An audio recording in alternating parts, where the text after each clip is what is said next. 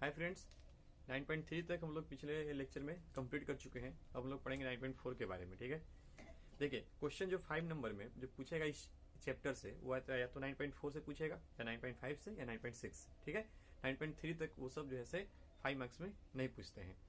हम लोग का अब जो टॉपिक है वो है डिफरेंशियल इक्वेशन को सोल्व करने का टाइप या कहिए मेथड। ठीक ना, हम लोग का नेक्स्ट टॉपिक है method of solving differential equation. इसके 3 मेथड है। ठीक है, हम लोग 3 मेथड पढ़ेंगे। एक है वेरिएबल सेपरेबल, सेकेंड है होमोजीनियस और थर्ड है लीनियर डिफरेंशियल इक्वेशन। ठीक है, तो 9.4 में हम लोग पढ़ेंगे वेरिएबल सेपरेबल। ठीक ना, सबसे पहला क्या हमारा जो मेथड है इसमें इसको सोल्व करने का वो है वेरिएबल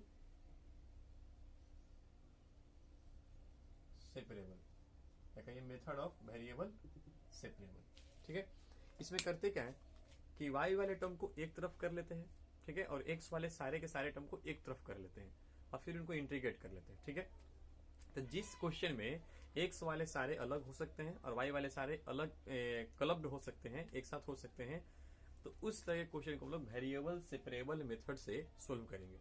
ठीक है, अगर वैसा नहीं होने वाला होगा जिसमें x और y अलग अलग नहीं हो रहा होगा, ठीक है, तो उसमें या तो होमोजीनियस लग रहा होगा या तो फिर लीनियर डिफरेंशियल लगेगा। तो अभी हम लोग सबसे पहले पढ़ेंगे वेरिएबल सेपरेबल। ठीक ना, वेरिएबल सेपरेबल में क्या होगा, take dy on the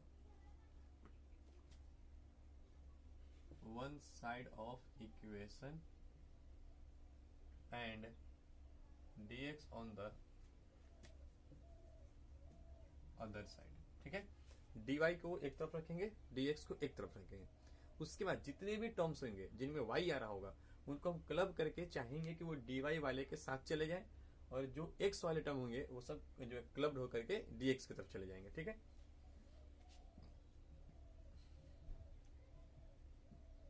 all the terms containing y clubbed with है कि ऑल द टर्म जितने भी टर्म्स होंगे जो y जो है जिनमें कंटेन कर रहा होगा, जिनमें y होगा, उनको क्लब्ड कर लेंगे जो ऐसे dy की तरफ में और x वाले को कर लेंगे dx के साइड में।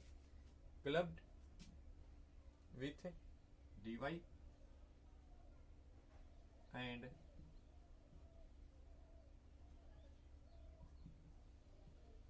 The term containing x clubbed with dx। ठीक है, dx के साथ में क्लब कर लेंगे। देखिए y वाले अपना एक तरफ हो जाएंगे, x वाले अगर एक तरफ हो जाते हैं। सिंपल सा मेथड यही है कि जितने भी टर्म y वाले हैं जिनमें y है वो सब एक तरफ हो गए, x वाले सारे सारे एक तरफ हो गए। ठीक है, तो ऐसे वाले को हम लोग कहेंगे वेरिएबल सेपरेबल मेथड ये होगा। ठीक है, चलिए तो dy वाले हो गए, सॉरी y वाले टर्म हो गए dy के साथ में, x वाले टर्म हो गए dx के साथ में। तो हम लोग इनको बोलेंगे कि हाँ ये क्वेश्चन जो है वेरिएबल सेपरेबल का है। ठीक है, देन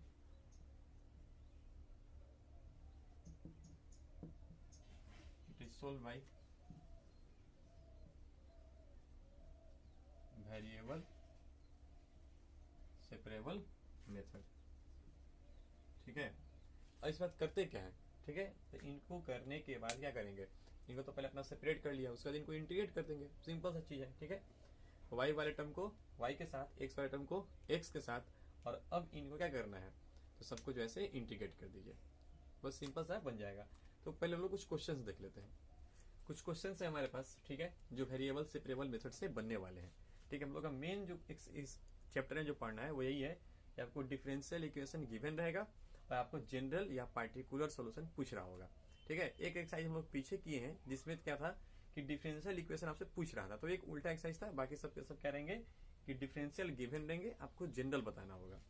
ठीक है, जनरल या पार्टिकुलर सोल्यूशन आपसे पूछेगा। तो देखिए सब उसमें भी क्या है कि जब आपको ये सब क्वेश्चन रहेगा तो आपको सिर्फ 3 ही टाइप से क्वेश्चन रहेंगे, या तो बनेगा वेरिएबल सेपरेबल या होमोजीनियस या लीनियर डिफरेंशियल। आपको सिर्फ पहचानने आना चाहिए। अगर y वाले टर्म और x वाले टर्म दोनों अलग अलग अगर हो जाते हैं, ठीक है, तो वो आपके वेरिएबल सेपरेबल है। बाकी 2 के बारे में हम लोग अभी आगे डिस्कस करेंगे। तो देखिए सबसे जो पहला क्वेश्चन है आपका यहाँ पे वो कह रहा है कि dy upon dx equal to x plus 1 upon 2 minus y लिखा हुआ है। क्या यहाँ पे हम लोग इसको अलग अलग कर सकते हैं क्या? तो हाँ दिख रहा है आपको, ठीक है।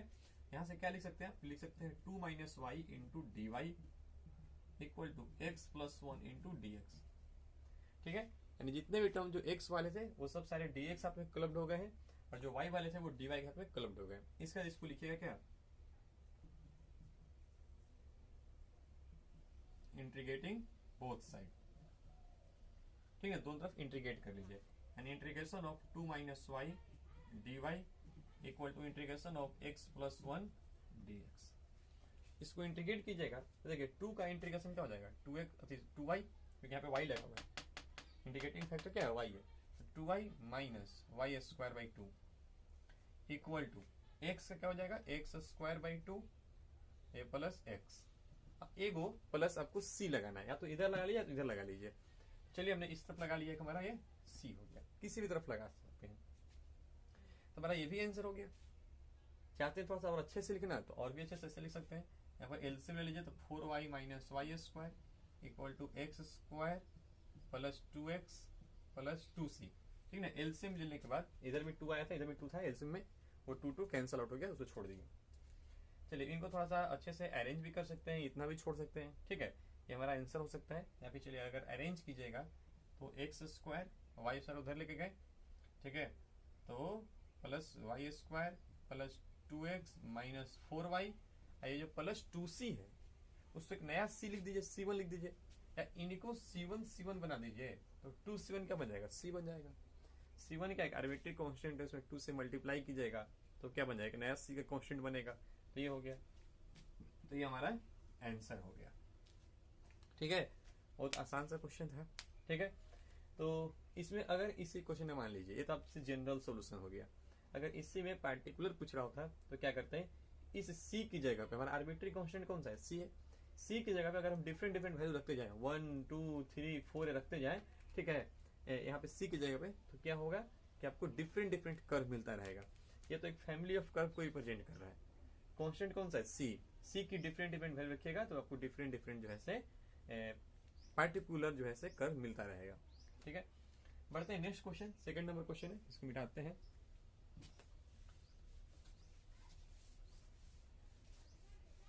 बस आपको सेपरेट करने आना चाहिए, ठीक है, अलग अलग लिखने आना चाहिए, इसे तो आसानी है। सेकंड जो क्वेश्चन है इसमें देखिए तो ऐसे लिख सकते हैं क्या कि dy upon 1 plus y square equal to dx upon 1 plus x square. dx आ जाएगा, ठीक है। यहाँ पर लीजिए इंटीग्रेटिंग बोथ साइड, यानी integration of 1 upon 1 plus y square dy equal to integration of 1 plus x square into dx। देखा तो क्या आएगा यहाँ से? 1 अपॉन 1 प्लस वाई स्क्वायर यानी हो जाएगा tan इनवर्स y, है ना, इक्वल टू हो जाएगा आपका tan इनवर्स x। आप प्लस c लगा लीजिए इधर, ठीक है। चाहे तो आप इसको एक y को इधर लेके आ जाइए, ऐसा भी कर सकते हैं, यानी आप ऐसे भी लिख सकते हैं कि tan inverse x minus tan inverse y, ठीक है, प्लस c इक्वल टू 0। ये भी हमारा आंसर सही है। चाहे तो फॉर्मूला लगा लीजिए, आपको जो भी करना है इस तरह से। चलो फॉर्मूला अगर लगा लीजिएगा आपका हो जाएगा tan inverse x minus y upon, ठीक है, tan inverse a minus tan inverse b, तो x minus y upon 1 plus x y, ठीक ना। एक यहाँ पे मान लीजिए प्लस c इक्वल टू 0, ऐसे भी लिख सकते हैं, है ना। यहाँ से आप ऐसा भी कर सकते थे, ठीक है। देखिए इन सब में क्या होता है कि बहुत सारे बच्चों का कंफ्यूजन होता है आंसर मिलाने में। वो बोलेंगे कि सर मेरा बुक से तो आंसर ही नहीं मैच कर रहा है।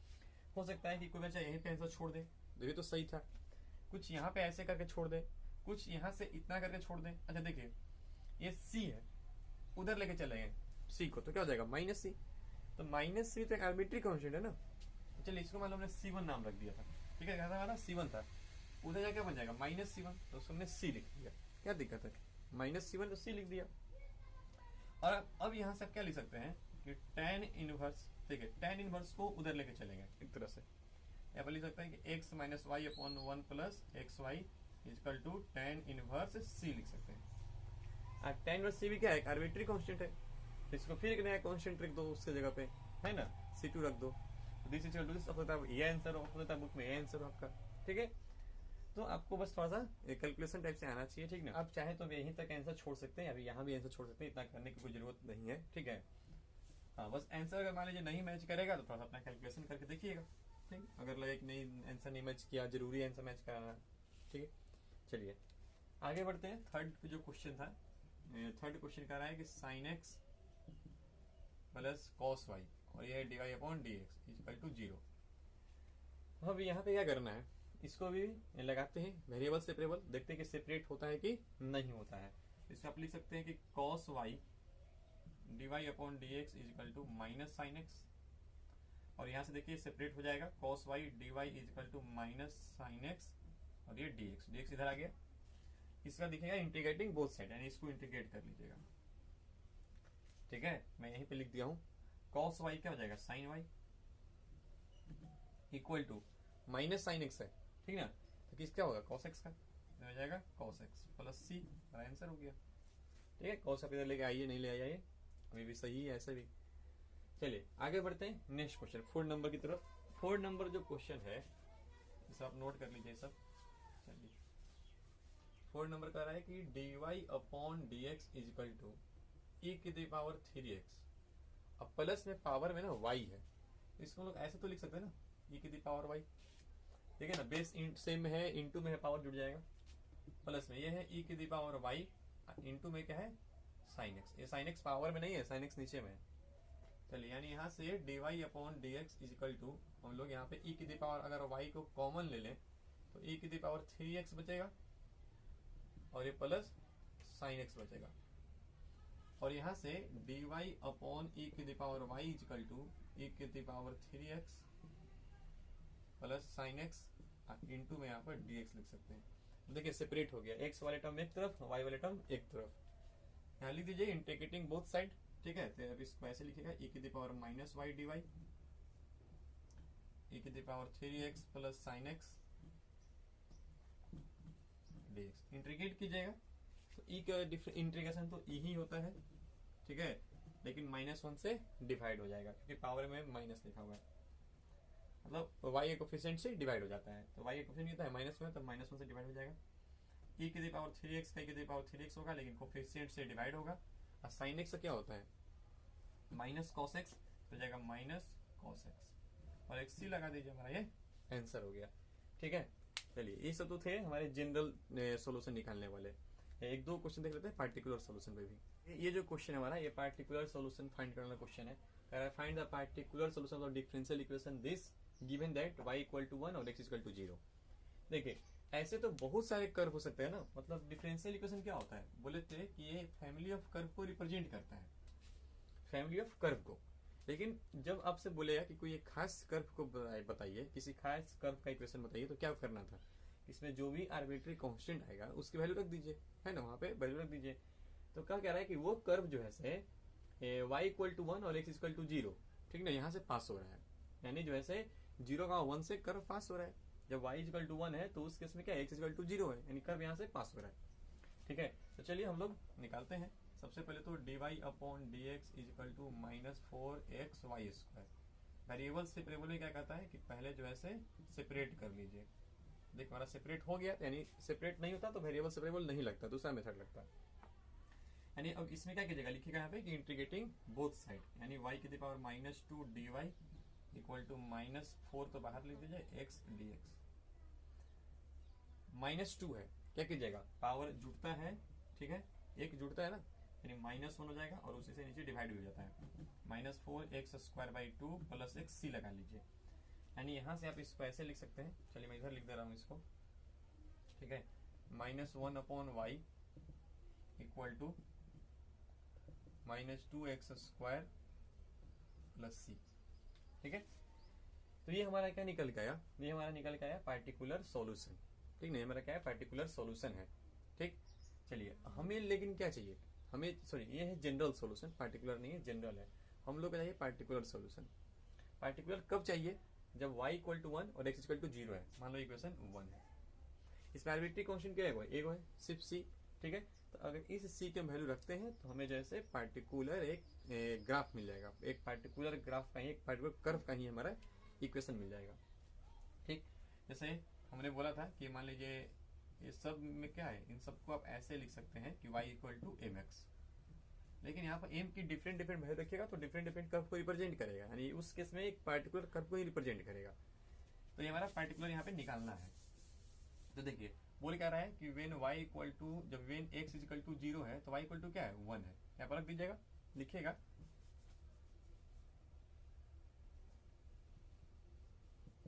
पुटिंग द वैल्यू ऑफ, या फिर इतना मत लिखा, सिर्फ इतना लिखना कि when x equal to 0 y equal to क्या है 1 है। हम वैल्यू पुट कर लीजिए, y इक्वल टू 1 लिखेगा तो -1 equal to x equal to 0, यानी 0 प्लस c, यानी c इक्वल टू -1 हो गया।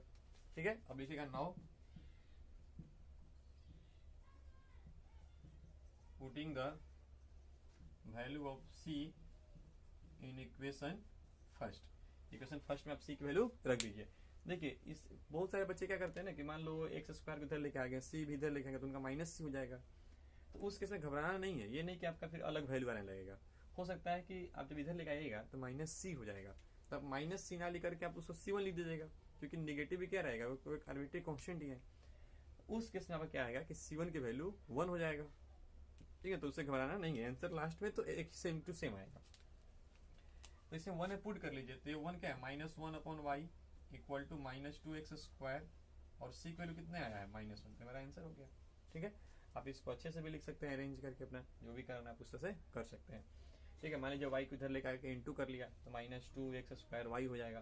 ठीक है ना, यानी उस ऐसा फिर लिख लीजिएगा कि -1 equal to -2x square y minus y। ठीक है, यानी यहाँ से आप लिख सकते हैं कि 2x square y plus y, ठीक है, -1 इक्वल टू 0, ये फिर आंसर हो गया। ठीक है, बस अच्छे से लिख लीजिएगा तो आंसर यही लिख लीजिएगा। ठीक है, और यहाँ से y आप कॉमन भी ले सकते हैं अपना। ठीक है, चलिए बढ़ते हैं अब हम लोग नेक्स्ट क्वेश्चन की तरफ। देखिए दो क्वेश्चन है हमारे पास, ये दोनों है पार्टिकुलर सॉल्यूशन फाइंड करने वाले। देखिए ये जो क्वेश्चन कह रहा है find the equation of the curve. ठीक है ना, उस कर्व का इक्वेशन बताना है जो पास कर रहा है थ्रू द पॉइंट्स 1,1 से, यानी वो कर्व जो 1,1 से पास कर रहा है। ठीक है, कुछ डिफरेंशियल इक्वेशन, ये डिफरेंशियल लिखा हुआ है, differential equation is x into dy equal to 2x square plus 1 into dx, x not equal to 0। चलिए तो सबसे पहले तो यहाँ पे लिखा हुआ है कि x into dy equal to 2x square plus 1 dx। ठीक ना, ये लिखा हुआ है। चलिए यहाँ से हम लोग इसको थोड़ा सेपरेट कर लेते हैं। सेपरेट करेंगे तो dy अपॉन, dy वाला तो कुछ टर्म ही नहीं है, तो dy वाला तो टर्म यहाँ पे आएगा ही नहीं हमारा। ठीक है, तो इसको मिटा देते हैं। ये मेरा रह जाएगा dy इक्वल टू, ये हो जाएगा 2x square plus 1 upon x into dx, और इसको फिर हम लोग ऐसे लिख सकते हैं, ये हो जाएगा 2x प्लस 1 अपॉन x, है ना, ये हो जाएगा dx। ठीक है, ये 2x स्क्वायर अपॉन x था तो अलग अलग सेपरेट कर लिया, यहाँ भी तो आपका जो है एक हो जाएगा। अब इंटीग्रेट कर लिए दोनों तरफ। चलो आप लिख लीजिएगा कि इंटीग्रेटिंग बोथ साइड, तो dy का तो y हो जाएगा और 2x का 2x स्क्वायर बाई 2 हो जाएगा, प्लस 1 अपॉन x का log x हो जाएगा, एक प्लस में c, ये 2 से 2 कैंसिल, तो इसका मतलब आपका हो जाएगा y equal to x square plus log x plus c। तो ये तो आपका आ गया जनरल सॉल्यूशन, लेकिन हमें चाहिए पार्टिकुलर। अब पार्टिकुलर कब मिलेगा, जब c की जगह पे जो है हम लोग जैसे उसका वैल्यू रख देंगे, c के पे अगर 1 रख दिया 2 रख दिया, डिफरेंट डिफरेंट वैल्यू रख देंगे तो हमें पार्टिकुलर मिलेगा। अब देखिए यहाँ पर क्या बोल रहा है कि x इक्वल टू 1 है एंड y इक्वल टू क्या है 1 है, तो x और y दोनों के वैल्यू रख दीजिए। देखिए ये निकला जनरल सोल्यूशन, हमारा कर्व कहाँ से पास हो रहा है, इस पॉइंट से, यानी ये वाला पॉइंट कर्व के इक्वेशन को सेटिस्फाई करेगा। तो यहाँ से सेटिस्फाई करा के c की वैल्यू निकाल लेते हैं। तो x equal to 1 y equal to 1 है, ये log 1 हो जाएगा, है ना, प्लस c, तो log 1 की वैल्यू कितना हो जाता है 0, यानी यहाँ से c इक्वल टू क्या आ जाएगा 0, c इक्वल टू 0 आ गया, यानी यहाँ से आपका पार्टिकुलर सॉल्यूशन क्या मिलेगा, c को जैसे पुट कर लीजिए। मान लीजिए इक्वेशन 1 था तो आप लिख लीजिएगा कि putting the value of c in equation 1 हो जाएगा आपका y equal to x square plus log x। ये हमारा हो गया उस कर्व का इक्वेशन जो यहाँ से पास हो रहा था, और डिफरेंशियल इक्वेशन उसका ये था। ठीक है, तो ये तो फैमिली ऑफ कर्व को रिप्रेजेंट करेगा, लेकिन जैसे इसमें c की जगह पे आर्बिट्री कांस्टेंट को हम लोग वैल्यू चेंज कर देंगे, उसे पे न्यूमेरिक वैल्यू लिखेंगे तो डिफरेंट डिफरेंट कर्व को रिप्रेजेंट करेगा। ठीक है, ये यहाँ से पास हो रहा था, हमने उसमें रख के c की वैल्यू निकाल लिया, सी की वैल्यू पुट कर लिया। बढ़ते हैं नेक्स्ट क्वेश्चन की तरफ। चलिए अभी इसको मिटाते हैं, अब हमारा जो नेक्स्ट क्वेश्चन है उस पर चलते हैं। बहुत ही आसान है, ठीक ना, यही सब क्वेश्चन पूछते हैं आपसे 5 नंबर में, ठीक, भले सेपरेबल से पूछेगा या होमोजेनियस या लीनियर डिफरेंशियल से, ठीक है। चलिए नेक्स्ट क्वेश्चन कर रहा है कि find the equation of the curve passing through the point this and this, ठीक ना, उस कर्व का इक्वेशन फाइंड करना है जो यहाँ से पास हो रहा है, यानी पार्टिकुलर सॉल्यूशन फाइंड करना है, ध्यान रखना है। Given that the slope of the tangent to the curve at any point, ठीक ना, जो स्लोप है कर्व पे किसी पॉइंट एक्स और वाई पे वो ये है, स्लोप दिया हुआ है। स्लोप का मतलब कि dy अपॉन dx दिया हुआ है ना, और क्या है 2x अपॉन वाई स्क्वायर। देखो तो सेपरेट हो सकता है क्या, हाँ हो सकता है सेपरेट, यानी y वाला एक तरफ आ जाएगा और x वाला एक तरफ हो जाएगा। अब बोलेंगे इंटीग्रेटिंग बोथ साइड, है ना, तो ये इंटीग्रेट कर लीजिए, और वाई स्क्वायर का y cube upon 3 equal to 2 into x square by 2 plus c, 2 से 2 कैंसिल, यानी y cube equal to 3x square plus 3c1, मान लीजिए c1 लिख दिया तो 3c1 हो गया, यानी यहाँ से वाई क्यू इक्वल टू लिख सकते हैं 3x square plus c, 3 into c1, c1 क्या आर्बिट्री कॉन्स्टेंट है, 3 से मल्टीप्लाई कीजिएगा तो कॉन्स्टेंट ही मिलेगा, तो उसको c लिख दिया, ठीक है, नया कॉन्स्टेंट c लिख दिया, c2 लीजिए, जो भी लिख दीजिए। तो ये तो आपका आ गया एक जनरल सॉल्यूशन, ठीक है। हम लोग को तो पार्टिकुलर चाहिए, है ना, तो ये तो जनरल है, पार्टिकुलर के लिए क्या करेंगे, सी की वैल्यू निकाल लेंगे। मान लो इक्वेशन 1 है, ठीक है, तो यहाँ पर लिखा हुआ है x इक्वल टू -2 और y इक्वल टू 3, है ना, वो यहाँ से पास कर रहे हैं, पास हो रहा है तो क्या करेगा, सेटिस्फाई करेगा।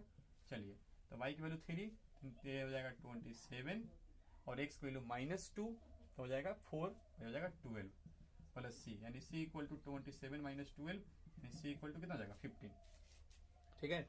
अब c की वैल्यू से पुट कर लीजिए, c की वैल्यू पुट कीजिएगा तो y cube equal to 3x square plus 15, ये हमारा हो गया पार्टिकुलर सॉल्यूशन और हमारा हो गया आंसर, ठीक है। चलिए बढ़ते हैं नेक्स्ट क्वेश्चन की तरफ। ये जो हमारा जो आखिरी क्वेश्चन है ये थोड़ा डिफरेंट टाइप का क्वेश्चन है, ठीक है, उन लोग से डिफरेंट है, थोड़ा लैंग्वेज में लिखा हुआ।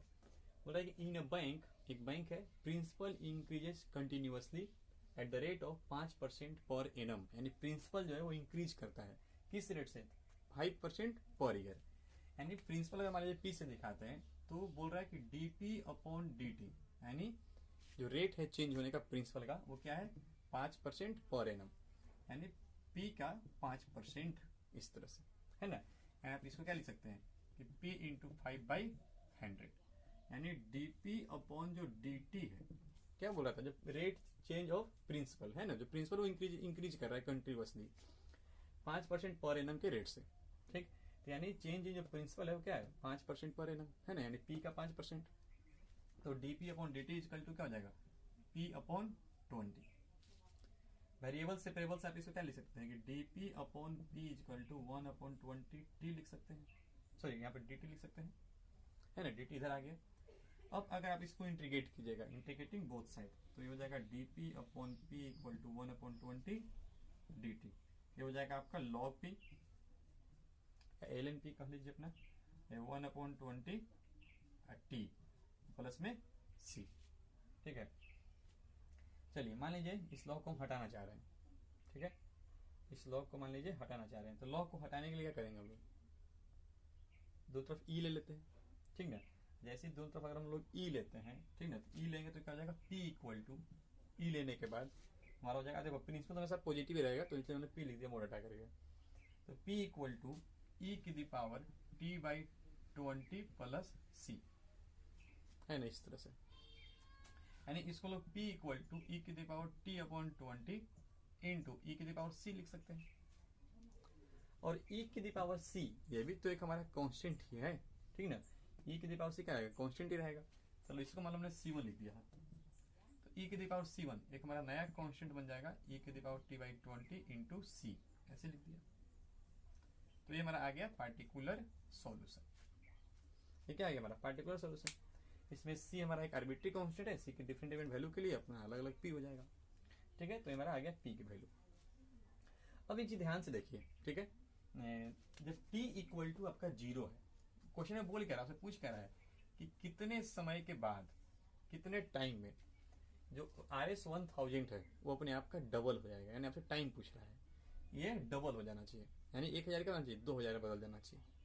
तो देखिए ध्यान से कि जब t इक्वल टू 0 है तो उस समय जो प्रिंसिपल है वो आपका कितना है, 1000 है ना, अभी तो 1000 आपने इन्वेस्ट किया। तो जब t इक्वल टू 0 है तो आपका प्रिंसिपल 1000 है। बोल रहा है कि जब p इक्वल टू 2000 हो जाएगा तो t इक्वल टू क्या होगा, आपको ये बताना है। ठीक है, तो चलिए ये वाला हम वैल्यू इसमें अपना पुट कर लेते हैं। तो p की जगह पे क्या लिखेगा, 1000 इक्वल टू e की the power t by 20। t कितना है, 0, तो ये पूरा का पूरा क्या बन जाएगा, 0 बन जाएगा, है ना। देखिए ना t की वैल्यू कितना है, 0, तो पूरा पूरा 0 इंटू में यहाँ पे c, यहाँ से c इक्वल टू कितना आ जाएगा आपका, 1000 आ जाएगा। ठीक है, यानी अब आप यहाँ से एक पार्टिकुलर सॉल्यूशन लिख सकते हैं। क्या लिख सकते हैं पार्टिकुलर सॉल्यूशन, देखिए p इक्वल टू ये है, c इक्वल टू यहाँ पर वैल्यू पुट कर लीजिए अपना, है ना। वैल्यू पुट कीजिएगा तो यानी आपसे आपको p इक्वल टू क्या बनने वाला है, e की the power t by 20 into c की वैल्यू कितना है, 1000। c की वैल्यू कितना है, 1000। क्लियर है। चलिए अब क्या है कि अब आपसे जो है टाइम पूछ रहा है, बोला है कि टाइम बताओ कब, जब p इक्वल टू 2000 हो जाएगा, जब p इक्वल टू 2000 हो जाएगा तब आपको t बताना है। ठीक है, तो चलिए इसमें अब जो है हम लोग पुट कर लेते हैं, p की वैल्यू कितना, 2000, है ना। इसमें कर लेते हैं p की वैल्यू 2000 पुट। ठीक है, जब p इक्वल टू 2000 है तो किधर लिखें, इधर लिखते हैं। चलिए इधर थोड़ा कर लेते हैं। जब p की जगह पे आप 2000 लिखिएगा, 2000 इक्वल टू, ऊपर थोड़ा मैं कर दे रहा हूँ, ठीक है, जगह नहीं है तो एक मिनट, इसी को मिटा के ऊपर लिख लेते हैं। ठीक है, क्वेश्चन मिटा दिए, कंजस्टेड हो जाएगा। चलिए p की वैल्यू कितना रहते हैं, 2000, तो जब p इक्वल टू 2000 रहेगा तो t इक्वल टू कितना होगा ये आपको बताना है। इससे तो ये कट जाएगा, है ना, दो बार में, यानी यहाँ से आप लिखेगा 2 इक्वल टू e की द पावर t बाई 20। आपको t इक्वल टू बताना है, यानी t नहीं चलाना है। तो काम करते हैं, लॉग ले लेते हैं। यहाँ पे जब दो तरफ लॉग लीजिएगा तब हो जाएगा log 2 equal to t upon 20, यानी यहाँ से t equal to 20 into log 2। log 2 का मतलब ln2 है, ये जो e था तो बेस में e आ गया। ठीक है, तो तरफ हमने log ले लिया कहो, या कहो कि इसको हमने एक्सपोनेंशियल फॉर्म को log फॉर्म में चेंज कर लिया। ठीक है, तो बेस e हो गया, तो log 2 equal to t upon 20 हो गया। ठीक है, यानी यहाँ से t इक्वल टू 20 log 2 आ गया। अगर log 2 की वैल्यू दिया रहेगा क्वेश्चन में तो वैल्यू पुट कीजिएगा, t निकल जाएगा। ठीक, नहीं दिया तो ऐसे छोड़ दीजिए, ये आपका आंसर हो गया। तो ऐसे ही क्वेश्चन रहेगा, जो पहले इन्फॉर्मेशन दिया हुआ है उनके हेल्प से ऐसा बना लीजिए, एक आपका डिफरेंशियल इक्वेशन बन जाएगा। उसके बाद उनको सोल्व कीजिए तो आपका एक जो है जनरल सोल्यूशन मिल जाएगा। उसका जो गिवन डाटा रहेंगे उनके हेल्प से आप एक पार्टिकुलर निकाल लीजिएगा। ठीक है, तो पार्टिकुलर पूछता तो सिर्फ हमारा इतना ही आंसर हो जाता है, लेकिन इसमें टाइम पूछ रहा है कि जब p इक्वल टू जब 1000 रहेगा तो कितने समय वो 2000 हो जाएगा, अपने आप का डबल हो जाएगा, टाइम बताना है। तो टाइम पूछा, इसलिए हम लोग जो है यहाँ पे फिर से एक एक्स्ट्रा काम किए हैं कि p की वैल्यू 2000 रख के हम लोग टाइम निकाल दिए। ये हमारा क्या था, ये हमारा पार्टिकुलर सोल्यूशन था। ठीक है, ये हमारा पार्टिकुलर सोल्यूशन है। चलिए ये एक्सरसाइज बनाइए 9.4। ठीक है, मिलते हैं नेक्स्ट लेक्चर में, होमोजीनियस जिसमें पढ़ेंगे। Thank you.